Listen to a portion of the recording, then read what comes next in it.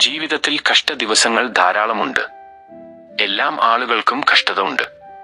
ചില സമയങ്ങളിൽ അവൻ ഉയർന്ന തരത്തിലും ചില സമയങ്ങൾ അവൻ ജീവിതത്തിൽ ഏറ്റവും താഴ്ന്ന അവസ്ഥകളിലും ജീവിക്കുന്നത് കാണുന്നതാണ് ജീവിതം. ഇങ്ങനെയൊക്കെയാണ് പോകുന്നത്. ഒരു പ്രസംഗത്തിലോ സമ്പന്നത തന്നു. അതുമൂലം എന്റെ ബാങ്ക് ബാലൻസ് വർദ്ധിച്ചു. കുട്ടികൾക്ക് നല്ല വിദ്യാഭ്യാസം കിട്ടി. അവർ ഇന്ന് വിദേശങ്ങളിൽ പഠിക്കുന്നു. എനിക്ക് നല്ല ജോലി ഉണ്ടായി.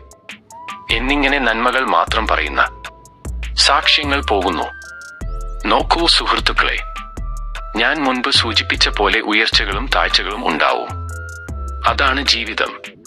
സങ്കീർത്തനത്തിൽ ഇവിടെ പറയുന്നു, കഷ്ടദിവസത്തിൽ ഞാൻ യഹോവയെ വിളിച്ച് അന്വേഷിച്ചു എന്ന്. അപ്പോൾ നമുക്ക് ഓർക്കുക, ഒരു വിശ്വാസിയുടെ ജീവിതത്തിൽ കഷ്ടത ഉണ്ടാവും എന്ന സൂചനയാണ് ഇവിടെ പറയുന്നു. കഷ്ടത്തിൽ ഞാൻ യഹോവയെ വിളിച്ച് അന്വേഷിച്ചു എന്ന്.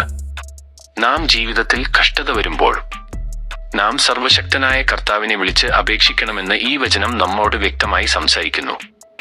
കഷ്ടദിവസത്തിൽ ഞാൻ യഹോവയെ അന്വേഷിച്ചു. രാത്രിയിൽ എന്റെ കൈ തളരാതെ മലർത്തിയിരുന്നു.